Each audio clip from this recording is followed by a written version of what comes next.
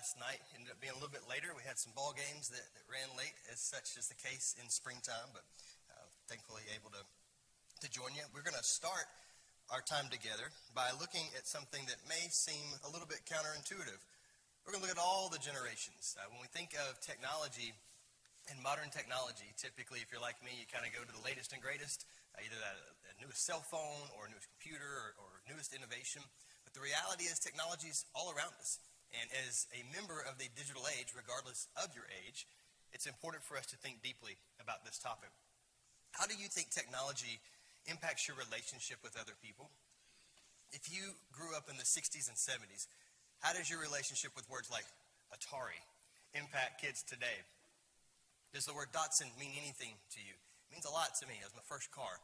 Today it's pronounced Nissan. So the way things change, it's interesting, right?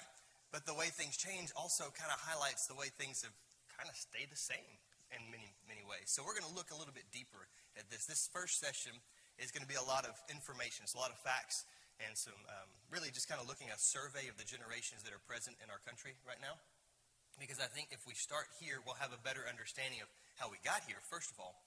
But most importantly, we'll have a better understanding of how to relate to one another, how to speak to one another, and maybe more importantly, how to hear one another.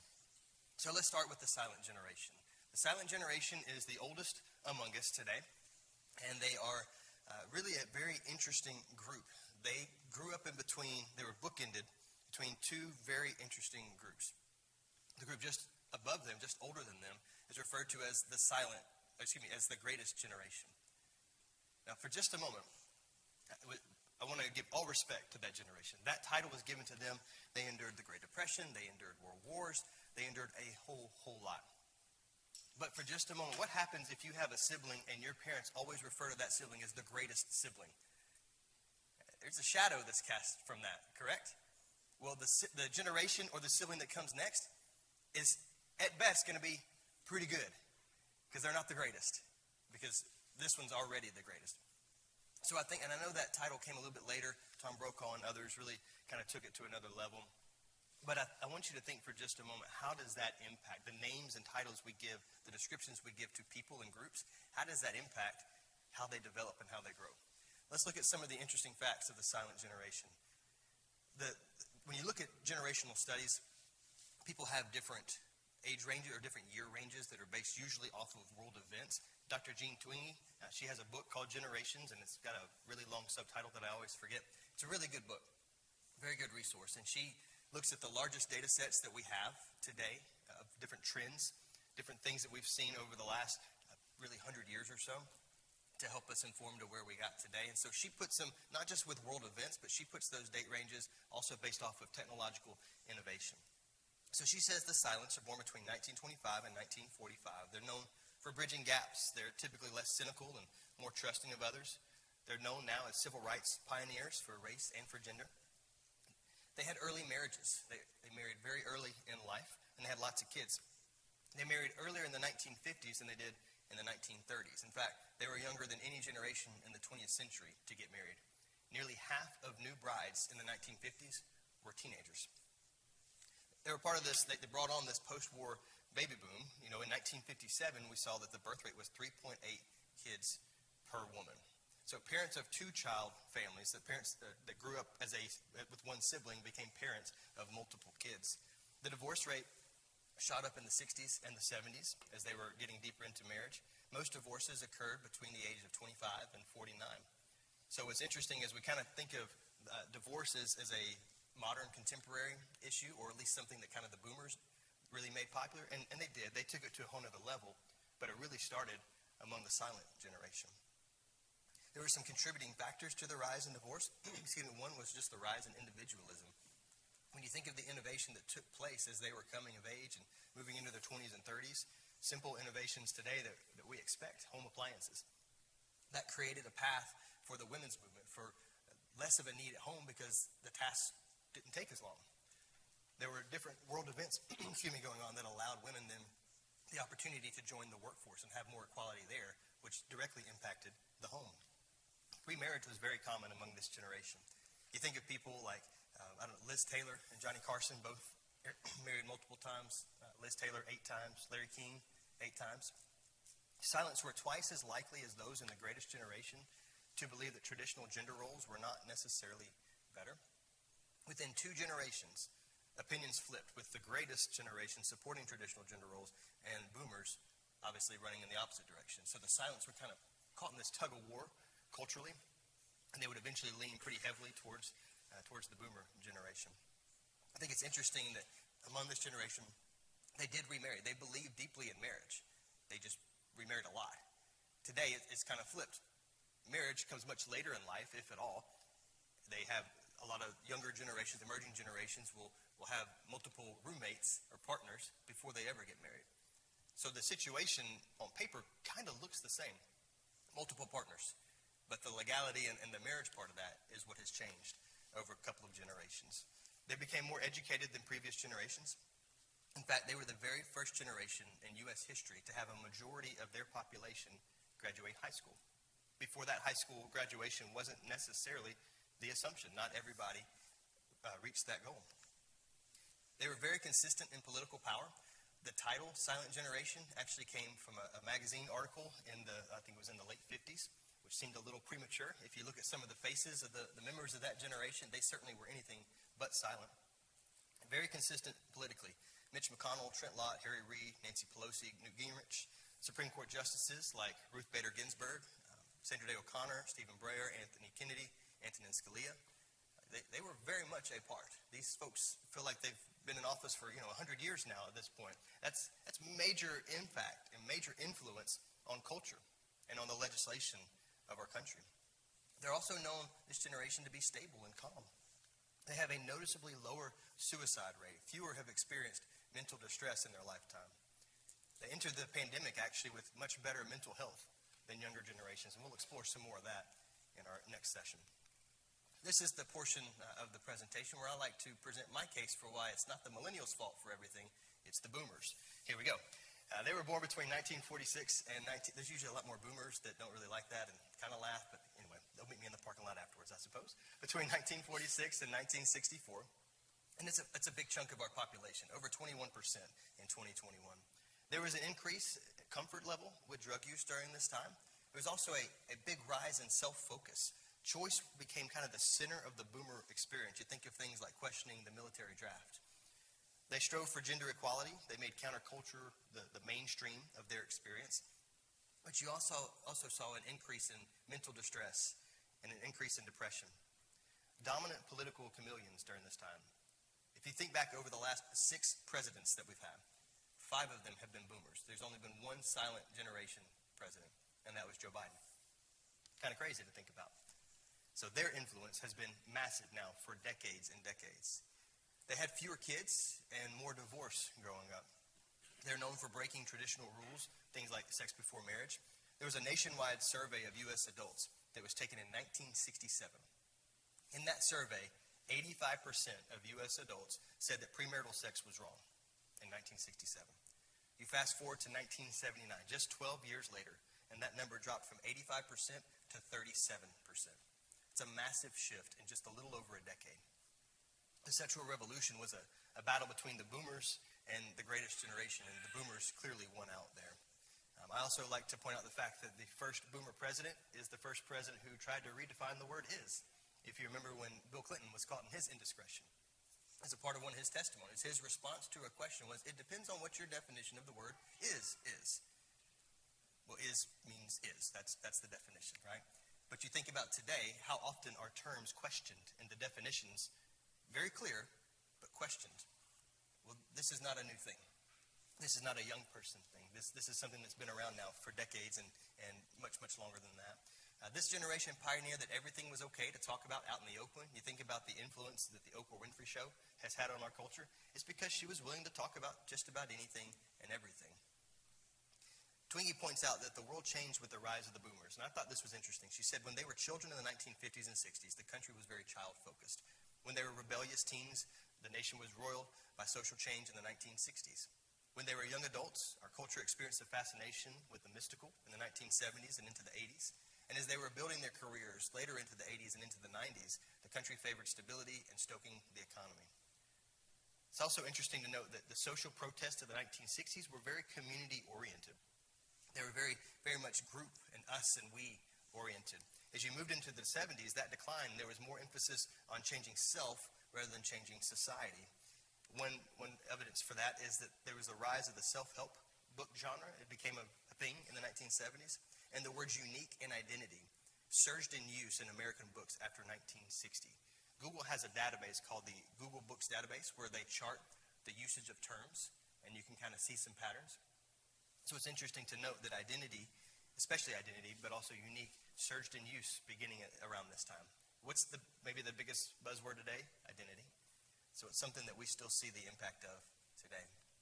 If we get to Gen X, this is another generation that kind of found itself wedged between two really loud groups, between the boomers and the millennials that would come after them. They're known as analog and digital communicators. They were the first generation on the internet, and that's significant. They were the last generation to have a mostly analog childhood growing up. They were also the last group to go through high school without the internet. And think about that for just a moment, just the change that took place. When I was in high school in Montgomery, Alabama, I remember one day walking into the library, and instead of going over to the Dewey Decimal, we sat down in front of the computer. And our teacher told us, well, today you're going to have to learn to use AVL. That was the Alabama Virtual Library. We were given a card with a login, a little pin, and we had to start learning how to research online because books were going away and everything was going in this little tiny box with a screen called a computer. So look where we are today. I graduated high school in 2003. So still did a lot of, was supposed to do a lot of library research in college. But I did went through grad school about 3 years ago. So it was about a 20-year gap. Excuse me. I was not a better student. Pardon me. I was not a better researcher 20 years later. I just had more access without leaving my couch. So research changed. In fact, I was probably less effective at researching because if I didn't find it within 2 or 3 clicks, I just assumed it didn't exist. Whereas in the past, you would dig through and get a couple of paper cuts going through the little tabs and then going and figuring out what all these numbers and decimals mean. It gives a completely different experience. They're a big TV generation.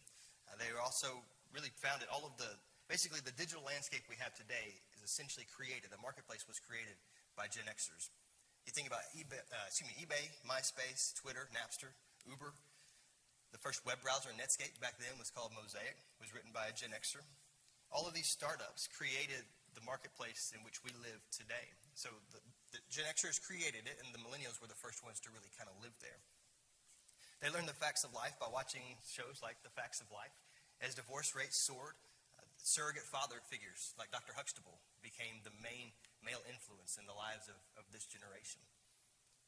Atari game console was a big innovation. Instead of going to the arcade now, the arcade had come home. And of course, every generation has seen that change as not just, now we don't just go to the arcade, but we can still game with our friends by sitting in our couch, gaming online. That began in the childhood of Gen X. You also see the rise and the fall of the latchkey kid, if you remember that phrase. The latchkey kid was the one that rode the bus home, but his or her parents weren't home because you either had both parents that were working full-time or you had a single-parent household. And so for 1, 2, or 3 hours in the afternoon and evening time, kids would be home by themselves, unchaperoned. That's a significant formation time as a child. It took a little while for after-school programs to catch up to this need. And so they didn't start offering those options until well into the 90s. So the Gen Xers had a unique experience just in after-school care than the millennials and every generation that would come after them. Nearly 3 times as many children in 1980 were living with a divorced mom or dad than had in 1960. Divorced families became to be the norm. Gen X married later than any generation in American history. Boomers married on average at 20 for women and 23 for men. Gen X married on average at 25 for women and 27 for men. And today, the median average age for women to first get married is 28 years, at least back in 2023, while that figure for men is now 30 years old. There was a lower age for their first sexual experience and a higher age for their first marriage. Children were no longer tied to having marriage. So you see the fabric of the home and the understanding, the assumption of what a home would look like, those things begin to change over these key generations.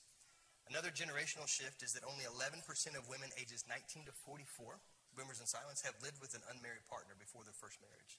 By 2010 to 2013, Gen X millennials, 69% had. The divorce rate fell after the 1980s, but that's because when you marry later, it generally means that you stay married longer. Again, we see the word self-esteem skyrocket between 1970 and 1995 in that Google word database. You see materialism showcased in things like the lifestyles of the rich and famous. The importance of making a good living became the goal as opposed to having a good life outside of the money side of that. So we see as our economy goes, so goes the goals and aspirations of each generation. College degree became much more important under this generation. We were moving from a manufacturing economy into a technology economy, and that especially impacted the next generation, the millennials. They were born between 1980 and 1994. They were the most planned and the most wanted generation to date. And that's due to the rise of birth control and fertility technology. They're relentlessly self-confident, even though sometimes we don't have a good reason to be. We lived through and tried to figure life out through 9/11, the dot-com boom. After 2000, first singular pronouns began to take off in literature and decrease in collective pronouns. So you see this really specific rise in individualism. As we continue to grow our technology that was supposed to network us to the whole world, we also actually saw at home, an increase in individualism. Students spent less time doing homework, but still had great grades, which is documented proof of some grade inflation during this time. So all of those little Caesars rewards I got for A, B, honor roll apparently were just a lie, just to get us to eat pizza. We're considered digital natives, which means that this generation came of age as the internet was advancing. Analog methods of entertainment and music gave way to streaming. This is the time of Napster and LimeWire. If those terms mean anything to you, this was that transition period. They were highly educated. Of course, the Facebook.com came out in 2004, so as social connections started to change during their coming of age time in high school and college. They were the first generation which more than 1 out of 3 had a 4-year degree by their late 20s. The social norm shifted to pressuring millennials to go to college. That was the expectation now. And yet when they graduated, that promised job market wasn't quite what it was supposed to be. So we move on now to the Gen Z. And we see Gen Z is 23% of our population. We're not going to spend a ton of time on them in this session. We'll dig more into that here in just a little bit in the coming sessions this afternoon. But they're 23% of the U.S. population in 2020. That's a huge number. They're known for gender fluidity. There was a rise in emphasis of the LGBTQ community. They grew up slowly, have grown up slowly, so there's a new life stage that's been introduced called delayed adulthood. They're drinking alcohol. They're sexually active, and they're driving later in life. I know several teenagers that don't have a desire to get their license at 16. Not a big deal. They're known for restricting speech, and they have a big interest in physical and emotional safety. And there's a lot of things that people tend to criticize them for. However, I have found Gen Z to also be very much ready to promote a cause, to unite together. They're very open to being mentored and to building relationships with people who have a different experience from them. Part of the problem that I've seen is that I've just been unwilling to take advantage of those opportunities. And I think that's oftentimes true. The youngest generation, we sort of cast off sometimes because we're in that, I've moved, I'm in middle age. So this is the age where everyone younger than me says, nah, man, you're old. Everybody older than me says, oh, no, you're still young. But my chiropractor would agree. I'm kind of somewhere between the fact that I'm on a first name basis with them. I'm closer to the older than the younger. But part of that is that I have this digital experience growing up. But I also have a little bit of that analog experience growing up as well. And I know I've developed relationships with both sides of these generations. There's a lot more alike than we like to think. I've titled this particular session, The Perceived Generation Gap, for that reason. Because when we see each other as being completely different with nothing in common, then we simply say, all right, Satan, you win. There's nothing I can learn from that person. They have no value in my life. And when an emerging generation hears that or feels that, then they don't learn to listen as they grow older. They learn to get more cynical. They learn to get more frustrated. As adults, sometimes we lose our curiosity. We want to delay that impact, right? We want to stay curious, both from a scriptural standpoint. We want to continue to dig into the Word, but also from a relational standpoint. We want to continue to be open to new relationships in our life. In fact, there's some new information that's come out over the last year or so, last 6 months to 12 months, that's really, really encouraging. And this is coming out of Europe. There's a recent rise in church attendance. In 2018, just 4% of 18 to 24-year-olds said that they attended church at least monthly. Today, this has risen to 16%, with young men increasing from 4% to 21%, and younger women from 3% to 12%.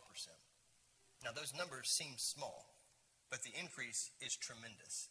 And the pattern is really, really encouraging. This is now the second most likely age group to attend church regularly in Europe. And typically, Europe is kind of a harbinger of what we're going to experience here in the United States. There are 3.7 million people in 2018. That number has grown to 5.8 million in 2024, an increase of 56% in church attendance among this age group. That the young folks are the most likely to attend worship. That's an encouragement. That tells us that there is a desire to seek. There's an interest. There's a curiosity. There's an openness to the gospel. And so we as the adults in the room, I think, have to really make sure that we're open to that we're looking for that we don't allow our experience in the past to jade us and prevent us from moving forward as God would intend. Gen Alpha, this would be my kids' age. We don't know just yet. So far, they are known to be cute, sometimes very obnoxious, but sometimes a little smelly, but also wonderful and delightful and very, very, very, very full of energy. My wife and I have 4 kids, so that's a lot. That's more than 2, so that's 4 on 2. It's a full court press all the time. But we don't really know just yet. We're going to know what they're going to do politically. We don't know what the impact they're going to have on our society, which means that we have an opportunity now to invest in them, to mentor them, to disciple them, to show them the gospel and not simply instruct them about the gospel. So that's very encouraging. I want us to look for just a moment at some of the trends that we've seen. And we looked specifically at the generations, but let's scale up for just a moment. The tech revolution was a big one. The tech revolution changed manufacturing. So the manufacturing economy versus the knowledge economy, which we're in today, this tech economy. Manufacturing today is more than 6 times the amount it was in 1950, but it uses half of the amount of people. And that is likely set to change and drop even further when you consider things like AI and, of course, the robot revolution that's going on right now. If you go to any Amazon factory, you're going to see almost as many humanoid robots as you do humans. So we're in a shift here. There's also a big, and I know you guys are a big part of this, of getting back to the trades. So there's a big push for that as well. We'll see kind of where that falls out. But regardless, that impacts education. Education impacts beginning families. So there's a reciprocal effect here. As it extended more education, more people get more education for longer, which pushes family later in life. And it takes longer to prepare now for a knowledge economy than it did for a manufacturing economy. How many of you had parents or grandparents who dropped out of high school or dropped out of middle school to go work in the factory at 12 and 13 years old and went on to have a 40-year career working at the factory? That's not as likely to happen today. The economy itself is not geared for that today. We're in a transition period that impacts every aspect. We also have the sexual revolution, extremely prominent in the 60s. It hasn't really stopped since then. A big reason for that is the introduction of the birth control pill. That's a scientific technological innovation. It took place in 1964. It broke the link between sexuality, reproduction, and marriage. Most people today begin being sexually active a decade or more before they're actually married. There's a longer period of time now where young people are making and breaking relationships before they commit to a long-term relationship. That's a significant impact. The church needs to be aware of that. The church needs to speak truth into those situations. We spend a lot of time emphasizing work smarter, not harder. So what happens then when an entire generation steps into a digital age where they can work really smart? Well, perhaps maybe they can't work quite as hard as previous generations have in the same ways that previous generation have. I spoke at a couple of schools in South Alabama last year, middle schoolers and high schoolers mostly, and I talked to their staff, their faculty, and to the students. And I asked this question: what were the 3 greatest challenges that you had in middle school or high school? And when I got back the answers from the staff, from the faculty, made up of millennials up to boomers, they said peer pressure and fitting in, body image, bullying, time management, school stress and drama, social media, and finding purpose. I asked the student body, what would you add to that? It was crickets. Which tells me that the packaging of the teenage experience today is the only thing that's changed. Whether you struggle to fit in school or whether you feel like you struggle to fit in online. You struggle with your body image walking through the hallways of middle school. You struggle with your body strolling through every night. The spiritual part of this is the same. If we believe this book to be relevant and inspired by God, then the spiritual part has got to be identical. Our job then is to calibrate the language, to not get caught up in the packaging, to understand that the experience at its heart is the same experience that you struggled with growing up, and therefore you have value in their life. You have the opportunity to mentor them, to share that experience with them. You have to find a way to connect so that they will listen, and vice versa. If someone doesn't look like you, whether it's skin tone or it's age or hair or lack thereof, that doesn't mean that they don't have value. That means that they're different, and different can be great. God creates a church that is full of diversity, and not just from the physical standpoint, but from the life experience standpoint. And he says that is a good thing. The eye cannot say to the hand, I have no need of you. We don't need a body full of eyeballs. We also need hands and feet. So when we look at this list, I hope that you'll understand that your experience has value, not just to your life, but to the lives of the people around you. Our job then is to make sure that we share that. Here's a quote from an article that I ran across. It says, this digital technology has given kids access to virtual worlds where they're allowed to roam far more freely than in the real one. If you're above the age of 45, did you grow up wandering your neighborhood, riding your bike around outside, exploring town, unchaperoned? Well, today kids do that as well. It's just in the digital space. Jonathan Haidt makes a point in saying that somewhere in the 80s and 90s, we felt like it was too dangerous to go outside, and so we came inside, and that's about the time that the internet said, here, you can go into all the world. But it wasn't the same invitation of the gospel or direction of the gospel by any means. About 75% of kids aged 9 to 12 regularly play the online game Roblox, where they can interact with friends and even strangers. But most of the children in the survey said that they are not allowed to be out in public at all without an adult. Fewer than half of the 8 and 9-year-olds have gone down a grocery store aisle alone. More than a quarter aren't allowed to play unsupervised, even in their own front yard. I remember at one point in middle school, I don't know that my parents actually were fully aware, but I rode my bike to the complete other side of town just to see how many neighborhoods I could connect to. If my kids did that today, I would not be too pleased with that. But I didn't really think about it growing up. It was more of a challenge of, like, do I have the physical fitness to make it back? And that realization came once I got halfway and realized I had to go back. But today the experience is so different. Our kids explore worlds and places all on their own without anyone knowing about it. So again, the experience is packaged differently. But at the heart of it, it's very much the same. If we believe Scripture to be true, then we believe Ecclesiastes 1:9, that what has been is what will be, and what has been done is what will be done, and there is nothing new under the sun. I want to illustrate that for just a moment. Happy Days. Remember the show Happy Days? Happy Days is a TV show about a group of teenagers coming of age, right? A group of young people trying to kind of figure things out socially, romantically, and from a cultural standpoint. If you fast forward a couple of decades, the show I grew up with, Dawson's Creek, a group of young people coming of age, trying to figure things out romantically, socially, culturally. If you fast forward a few decades, Outer Banks, a group of teenagers trying to figure some things out romantically, culturally. They're not that different. It's the same storyline, just repackaged for the new generation. Dawson's Creek and Outer Banks both take place on like river places. So it's really not unique at all. Some people call it plagiarism. Other people call it Netflix hits, whatever. When's the last time you saw a truly unique movie? They're all remakes. We've run out of creativity. We have to create robots to make us creative again. Truly, there is nothing new under the sun. So if there's nothing new under the sun, then a couple of things are true. One, Scripture is deeply relevant. And two, we have to figure out where in the past we are to better inform us of how to move forward in the future. It's not this great mystery. If you think about the pandemic back in 2020, what a crazy time, right? Well, if we really zoom out now that we're a few years past it, what was COVID? COVID had illness, it had separation, it had isolation, and it had some political tone to it as well.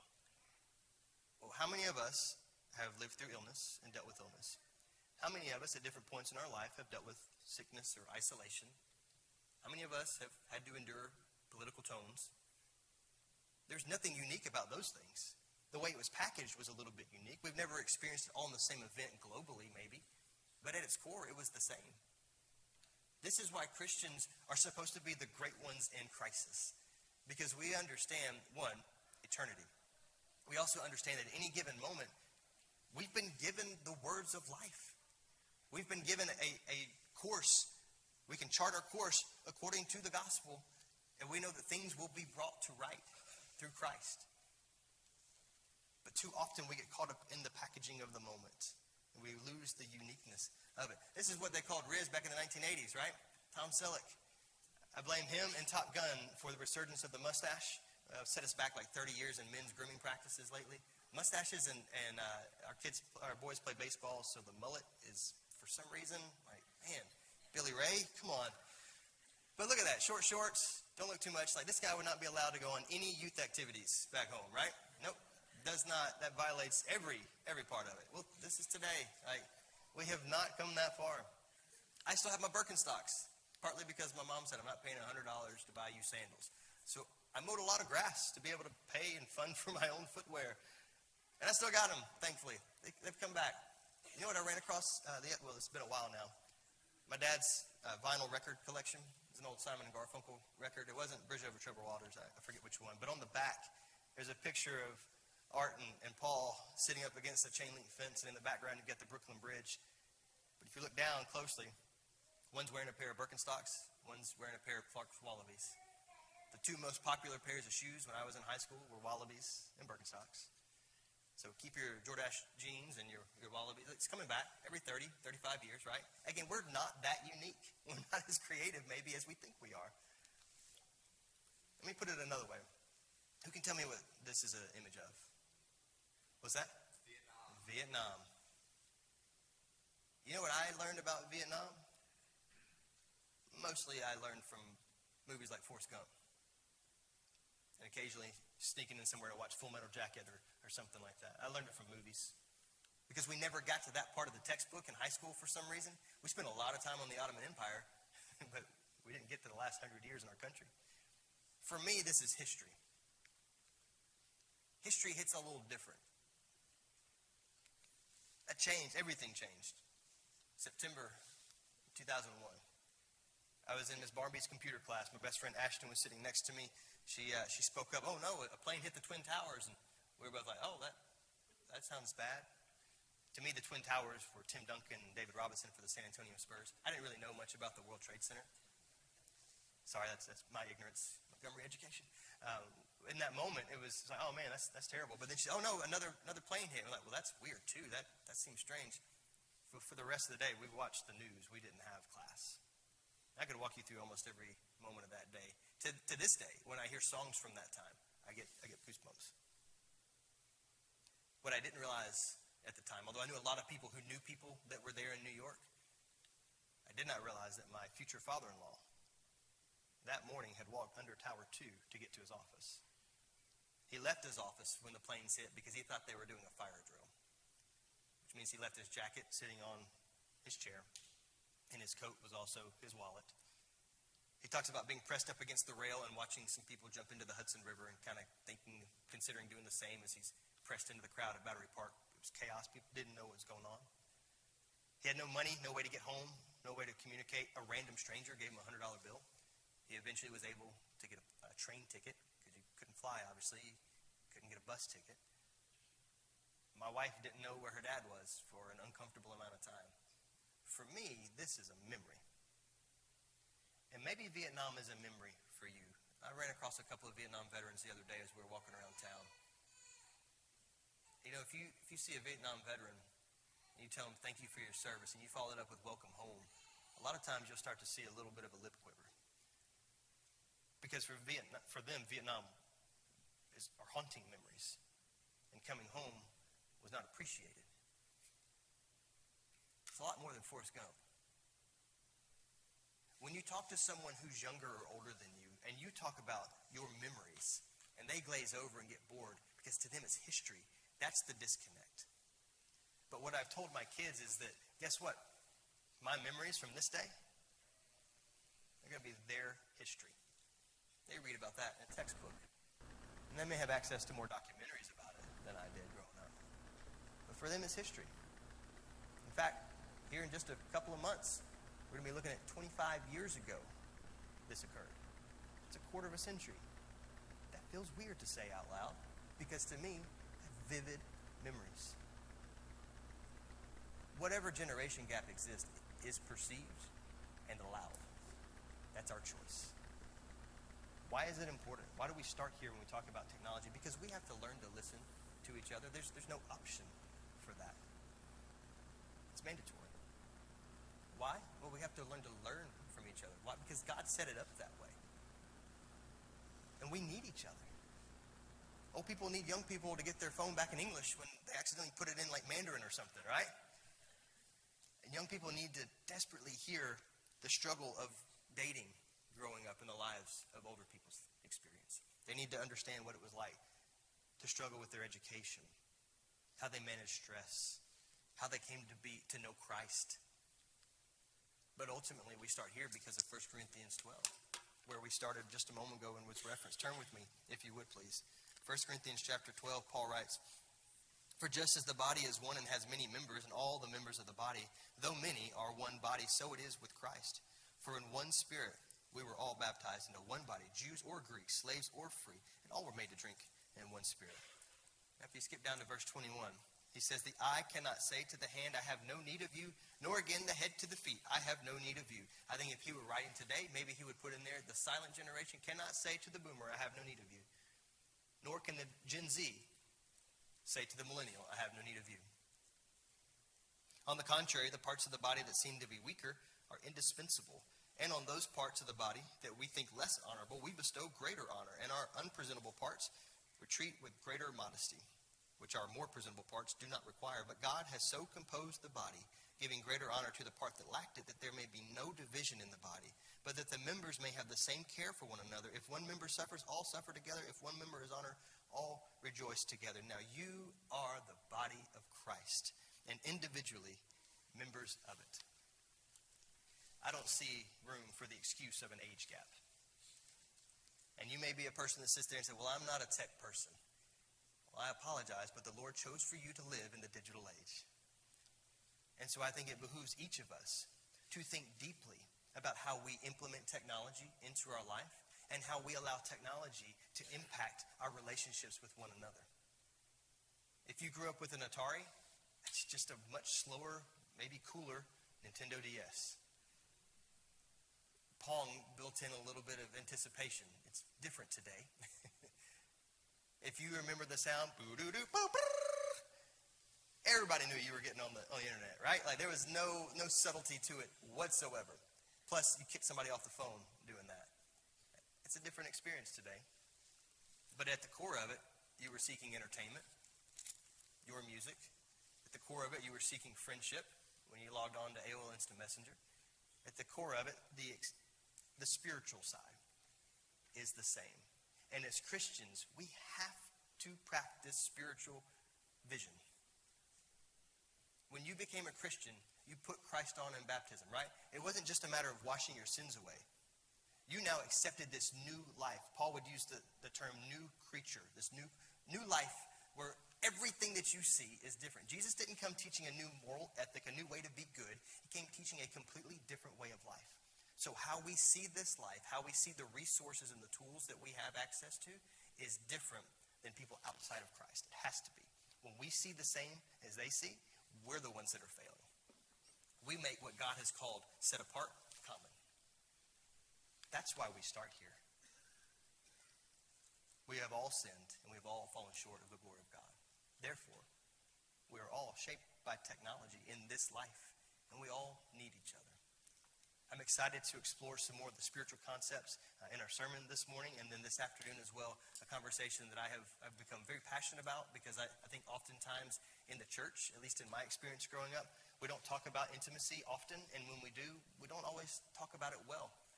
But that needs to change because the digital world has really, really impacted an entire generation and then some's view of what God designed to be holy and set apart. Bow with me, and then we'll be dismissed, please. Father, we thank you so much for the blessings you've given to us. We thank you for this time to gather in your name this morning, to learn from your word, to become more like Christ, most of all, simply to praise you, to worship you, and to encourage one another. We thank you so very much for the church. Help us to never allow age or experience or appearance, Father, to separate us from the opportunities for relationships that you have put in our lives. We love you and we thank you so much. Make us useful to you. In Christ's name, amen.